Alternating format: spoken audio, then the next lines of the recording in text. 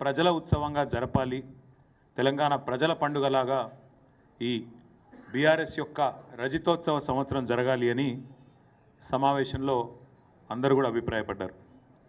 ఎందుకంటే తెలంగాణ చరిత్ర కనుక చూస్తే ఎన్నో ప్రజాస్వామిక విప్లవ పోరాటాలకు పురిటిగడ్డ తెలంగాణ సాయుధ పోరాటం నుంచి మొదలు పెడితే ఆ తర్వాత జరిగిన పోలీస్ యాక్షన్, ఆ తర్వాత జరిగిన తెలంగాణ తొలిదశ ప్రజా పోరాటం, ఆ తర్వాత అల్టిమేట్గా కేసీఆర్ గారి నాయకత్వంలో 2001వ సంవత్సరం నుంచి ప్రారంభమై 14 సంవత్సరాలు సుదీర్ఘంగా పోరాటం చేసి చివరికి మరి అల్టిమేట్గా కలిసొచ్చే కాలానికి నడిసొచ్చే కొడుకొస్తాడన్నట్టుగా మరి తెలంగాణ తల్లి విముక్తి కోసం ఎదురు చూసే క్రమంలో చరిత్ర ప్రసవించిన ఒక బిడ్డ టీఆర్ఎస్.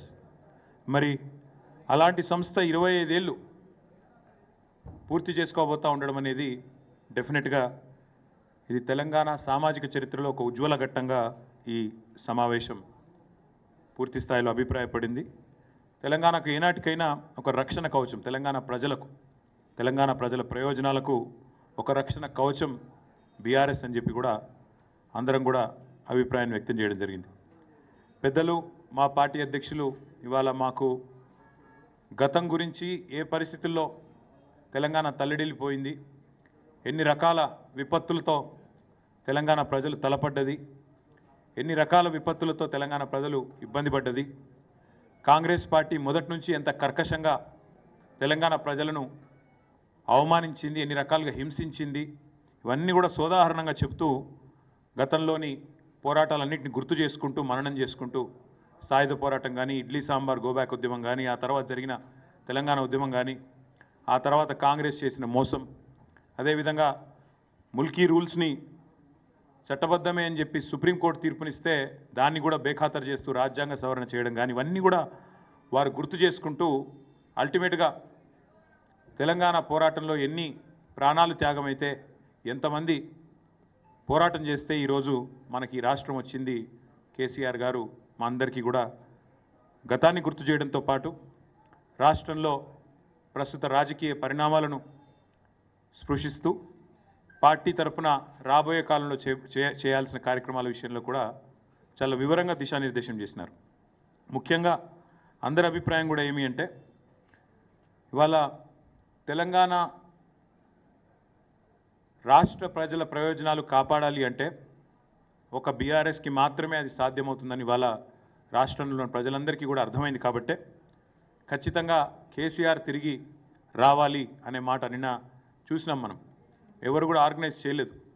కేసీఆర్ గారి జన్మదినం సందర్భంగా తండోపతండాలుగా వేలాది మంది స్వచ్ఛందంగా కేసీఆర్ గారిని వెతుక్కుంటూ వారి నియోజకవర్గానికి పోయిన పరిస్థితిని కూడా మనం చూసినాం.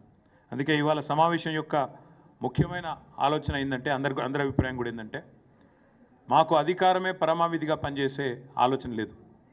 తెలంగాణ అస్తిత్వ పరిరక్షణ ముఖ్యం, తెలంగాణ ప్రజల ప్రయోజనాల పరిరక్షణ ముఖ్యం, వాటి కోసం పనిచేయాలని చెప్పి సమావేశం ఈరోజు అభిప్రాయపడ్డది.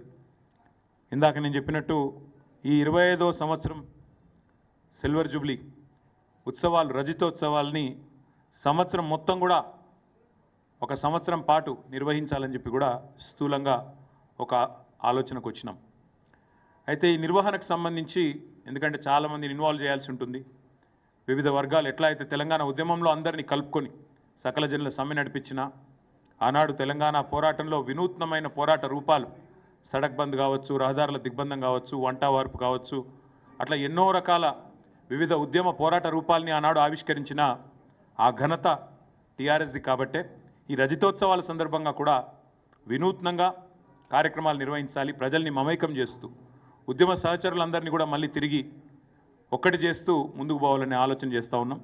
దానికి సంబంధించి రాబోయే వారం రోజుల్లో పెద్దలు కేసీఆర్ గారు కొన్ని కమిటీలను కూడా, ఎందుకంటే ఈ ఉత్సవాల నిర్వహణకు కొన్ని కమిటీల అవసరం కూడా ఉంటుంది కాబట్టి, మరి కొంతమంది సీనియర్ నాయకులతో, పార్టీ ముఖ్యులతో, అదేవిధంగా పార్టీ ఏతర వ్యక్తులతో, తెలంగాణ ఉద్యమంతో పెనవేసుకొని అనుబంధం ఉన్న వ్యక్తులతో కూడా కొన్ని కమిటీలను కూడా ఈ రాబోయే వారంలో ప్రకటించబోతూ ఉన్నాం.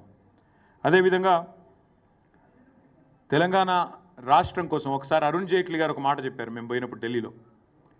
It is very rare to see a good agitator also turn into a good administrator. అంటే ఆందోళన చేయడం మాత్రమే కాదు, పరిపాలన చేయడం కూడా అద్భుతంగా కేసీఆర్ గారు చేస్తున్నారు అంటూ వారు కితాబ్ ఇచ్చిన విషయాన్ని ఎందుకు గుర్తు చేస్తూ ఉన్నా అంటే, 10 ఏళ్ల పాటు కేసీఆర్ గారి నాయకత్వంలో సమర్థవంతంగా భారతదేశానికి ఆదర్శంగా ఒక మార్గదర్శిలా నిలబడ్డ తెలంగాణ గత 14-15 నెలలుగా సంక్షోభంలో ఎట్లా తల్లడిల్లుతున్నదో ఇవాళ ఖచ్చితంగా మళ్ళీ ఒకసారి ప్రధాన ప్రతిపక్షంగా ఈ ప్రభుత్వ వైఫల్యాలను ఎండగట్టాల్సిన బాధ్యత కూడా మా మీదనే ఉన్నది అని చెప్పి కూడా ఈ సమావేశం అభిప్రాయపడ్డది. తెలంగాణ కోసం జరిగిన త్యాగాలు, తెలంగాణ కోసం చేసిన పోరాటాలు ఇవేవి నిష్ఫలం కావద్దు అంటే, ప్రజల త్యాగాలు వృధా కావద్దు అంటే ఈ ప్రభుత్వాన్ని ఎండగట్టాల్సిన బాధ్యత ఖచ్చితంగా ఉన్నది అని చెప్పి కూడా సమావేశంలో అభిప్రాయం వ్యక్తమైంది. సాధించిన తెలంగాణని ఎన్నో రంగాల్లో కేసీఆర్ గారు అగ్రస్థానంలో నిలిపితే మరి చేతగాని కాంగ్రెస్ ప్రభుత్వం ఈ ఒక్క సంవత్సర కాలంలోనే మరి సంక్షోభంలోకి నెట్టిన పరిస్థితిని కూడా చాలామంది ప్రస్తావించడం జరిగింది. అందుకే తెలంగాణలో 430 మంది రైతుల ఆత్మహత్యలు, 57 మంది పిల్లలు గురుకులాల్లో చేసుకున్న ఆత్మహత్యలు, ఆటో డ్రైవర్లు 100 పైగా జరిగిన ఆత్మహత్యలు, 30 పైగా నేత కార్మికుల ఆత్మహత్యలు, నిన్న మొన్న రియల్ ఎస్టేటు వ్యాపారుల ఆత్మహత్యలు కూడా ఏవైతే చూస్తూ ఉన్నామో వీటన్నిటి గురించి కూడా చాలా వివరంగా చర్చ జరిగింది. తెలంగాణ ప్రజల కన్నీళ్లను అర్థం చేసుకునే పార్టీగా, తెలంగాణ ప్రజల ఆర్తిని అర్థం చేసుకునే పార్టీగా, వారి కష్టాలను దూరం చేసే పార్టీగా టీఆర్ఎస్ పార్టీ ఒకవైపు రజతోత్సవ సంబురాలు చేస్తూనే మరొక వైపు నిరంతరం ఈ సంవత్సరం ప్రజా పోరాటాలు కూడా చేయాలి, వివిధ వర్గాల సమస్యలను కూడా తప్పకుండా ముందుండి నడిపించాలి అనే నిర్ణయాన్ని కూడా తీసుకున్నాం. ఇందాక నేను ప్రస్తావించిన కొన్ని వర్గాలు మాత్రమే కాకుండా ఇతర సమస్యలను కూడా ప్రధాన ప్రతిపక్షంగా ముందుండి పోరాటం చేయాలని చెప్పి కూడా కేసీఆర్ గారు దిశానిర్దేశం చేశారు. దాంతోపాటు సంస్థాగత నిర్మాణం, పార్టీ యొక్క సంస్థాగత నిర్మాణం కూడా పటిష్టంగా చేయాలి అనే ఆలోచన కూడా చేయడం జరిగింది. దానికి అనుగుణంగా మరి ఒక కార్యాచరణను కూడా ప్రకటించబోతా ఉన్నాం. ఏప్రిల్ 2వ వారంలో పార్టీ యొక్క ప్రతినిధుల సమావేశం, డెలిగేట్స్ మీటింగ్ ఒకటి హైదరాబాద్లో ఉంటుంది. ఎక్కడ అనేది డేటు, అదేవిధంగా ఎక్కడ అనేది మళ్ళీ ప్రకటిస్తాము. కానీ 2వ వారంలో బహుశా 9, 10 ఆ వారాల్లో, ఆ తేదీల్లో ఒక ప్రతినిధుల సమావేశం హైదరాబాద్లో ఉంటుంది. తదనంతరం మా పార్టీ 24 సంవత్సరాలు నిండి 25వ సంవత్సరంలో అడుగుపెడుతున్న శుభ సందర్భాన ఒక బహిరంగ సభ కూడా ఏప్రిల్ 27 నాడు నిర్వహించాలనుకున్నాం. అది కూడా ఎక్కడ అనేది కూడా మళ్ళీ స్థలం ఎక్కడ ఏ జిల్లాలో ఉండబోతుంది అనేది కూడా మళ్ళీ ప్రకటిస్తాం. ఒక 4-5 రోజుల తర్వాత ప్రకటిస్తాం. అదేవిధంగా 12 నెలల పాటు రజతోత్సవ సంవత్సరంలో 12 నెలలు కూడా వివిధ రకాల కార్యక్రమాలు వివిధ వర్గాలతో మమేకమయ్యే విధంగా చేయాలి అనే ప్రతిపాదన చాలామంది మిత్రులు చేశారు. కాబట్టి దాన్ని కూడా తప్పకుండా చాలా విస్తృతంగా చేపడతాం. సభ్యత్వ నమోదు కార్యక్రమం